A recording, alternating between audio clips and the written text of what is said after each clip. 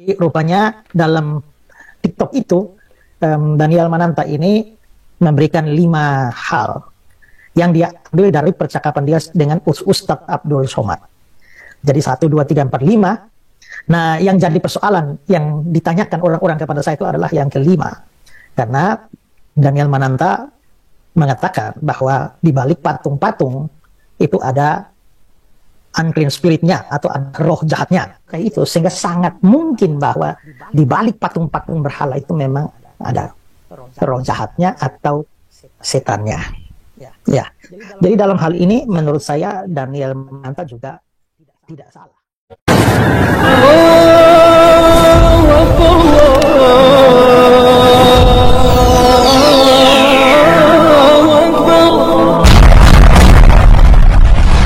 Bismillahirrahmanirrahim. Sebelum kita lanjut, jangan lupa subscribe, like, komen, dan share. Terima kasih. Jazakumullah. Bismillahirrahmanirrahim. Assalamualaikum warahmatullahi wabarakatuh. Sahabat kabar Islam, saudara ikhwan fillah dimanapun anda berada, semoga tetap dalam lindungan Allah subhanahu wa ta'ala. Allah jaga iman Islam kita hingga ajal tiba, harapan wafat dalam keadaan husnul khatimah, amin ya Allah.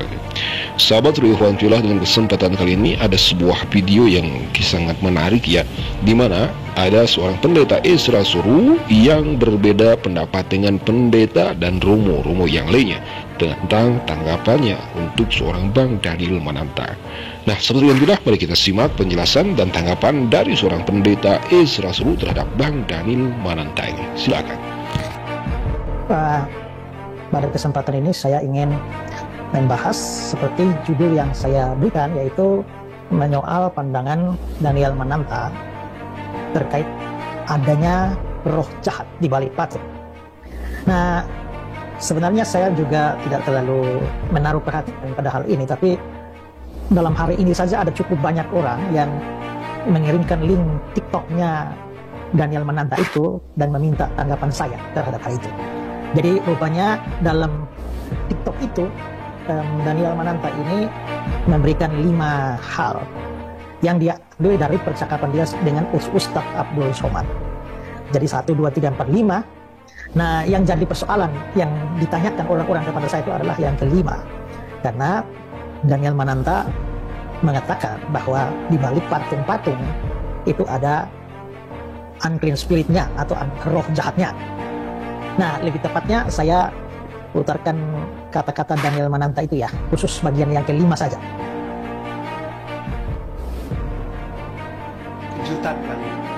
Ternyata gue juga setuju sama Uwa soal ini. Bahwa kalau gue mungkin sebutnya ada unclean spirit, oke, di patung. Sekali lagi coba baca Yesaya 44 ayat 13 sampai 20.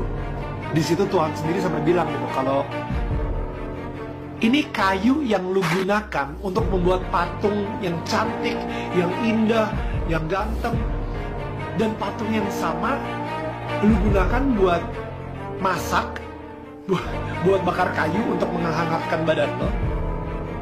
Dan abis itu patung yang sama yang lu gunakan tiba-tiba lu sembah-sembah. Itu bodoh. Again, bukan gue yang ngomong. Yesaya 44 ayat 13 sampai 10. Ya, itu pernyataan dia yang mana membuat banyak orang meminta tanggapan saya. Tapi sebelum saya memberikan tanggapan, saya mau beri kesempatan. Kira-kira apa pendapat saudara terhadap apa yang dia katakan? Mungkin ada yang mau berpendapat sebelum saya berikan pendapat saya?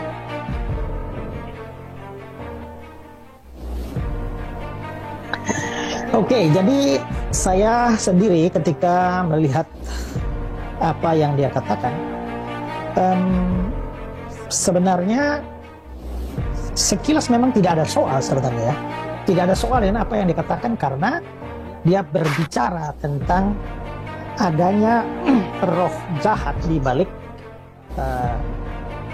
patung yang disembah. Nah, terus terang bahwa apakah memang ada, tolong mic saudara tuh di off ya, supaya jangan mengganggu ya. Apakah di balik patung-patung yang disembah itu memang ada roh jahat. Nah, ada dua pandangan memang. Ada orang-orang yang menganggap bahwa tidak ada. Di balik patung-patung yang disembah itu tidak ada roh jahat di sana. Kenapa tidak ada roh jahat? Karena mereka mendasarkan pada Habakuk pasal yang ke-2 ayat yang ke-19. Jadi ayat itu hanya mau berkata bahwa di balik patung penyembahan berhala itu sebenarnya patungnya mati. Jadi ayat itu tidak boleh diartikan bahwa tidak ada roh jahat balik itu. Dalam hal ini mungkin tidak mutlak, tapi saya setuju dengan apa yang dikatakan oleh Daniel Mananta itu, bahwa di balik patung-patung penyembahan berhala itu, saya bilang mungkin tidak mutlak, tapi sangat mungkin bahwa ada roh-roh jahat di sana. Karena patung-patung itu disembah. Kalau patung itu disembah, kita tahu bahwa salah satu hal yang paling dirindukan oleh setan itu adalah penyembahan. Ya. Nah, karena itulah dia pernah membujuk Yesus supaya seluruh kerajaan dunia diberikan pada dia asal sujud menyembah dia. Jadi setan itu sangat rindu disembah. Jadi kalau sampai ada patung-patung disembah, nah setan sangat menyukai itu, sehingga sangat mungkin bahwa di balik patung-patung berhala itu memang ada roh jahatnya atau setannya. Ya. Jadi dalam hal ini menurut saya Daniel Mananta juga. Nah, sahabat seikhwan fillah, itulah sebuah tanggapan dari seorang pendeta Ezra Soru ya, yang mana setelah kita mendengarnya, ternyata pendeta Ezra Soru ini ada condong beliau sependapat dengan apa yang disampaikan oleh Bang Daniel Mananta. Jadi pendeta Ezra Soru ini berbeda dengan pendeta-pendeta yang lain atau romo-romo Katolik yang lainnya. Seperti yang sudah kita ketahui, banyak sekali para pendeta dan romo-romo malahan Kristen, oten-oten yang yang awam mungkin itu menyalahkan dan menyerang Bang Daniel Mananta. Sedangkan pendeta Ezra Soru ini menjelaskan ternyata itu ada dua pendapat, dan yang paling condong, yang paling dipegang oleh seorang pendeta Ezra Soru ini sama dengan apa yang dikatakan oleh Bang Daniel Mananta, yaitu adanya roh jahat di balik patung-patung yang disembah oleh orang-orang, oleh umat manusia. Ini juga sama dengan apa yang disampaikan oleh seorang Ustadz Abdul Somad yang mengatakan bahwa ada roh jahat di balik patung. Jadi sudah jelas apa yang disampaikan Bang Daniel Mananta ini tidak bisa disebut salah juga. Karena apa? Karena beliau menyebutkan pernyataan tersebut sudah tertulis di dalam kitab Yesaya-nya. Nah, sahabat suriat billah, itulah sebuah tanggapan dari sekelas pendeta Ezra Soru yang membela Bang Daniel Mananta. Akhir kata, mohon maaf bila ada kata hilaf, semoga bermanfaat untuk semua. Hadanallahu wa iyyakum ajma'in. Wassalamualaikum warahmatullahi wabarakatuh.